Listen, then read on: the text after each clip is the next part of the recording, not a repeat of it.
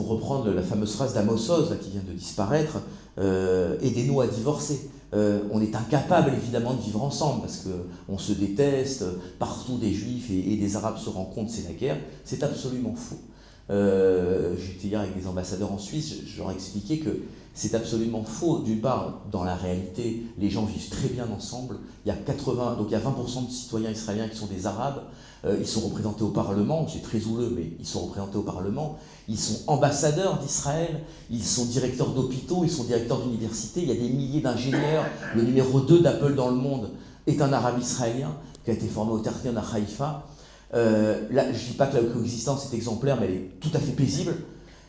La vérité, c'est que les gens qui se révoltent, les gens qui mènent la guerre contre Israël, ce sont ceux qui n'ont pas de droit.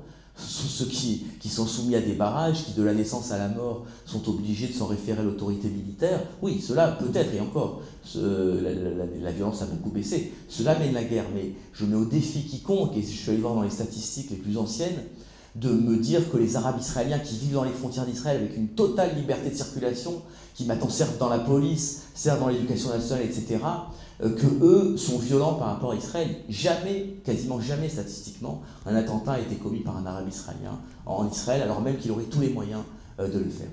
Donc voilà, j'ai essayé de vous dégager à grands traits un petit peu cette dynamique qui n'est pas celle de 2 États, puisque, encore une fois, cette solution est impossible, mais qui est celle d'une intégration et qui, de mon point de vue, est réellement porteuse d'espoir.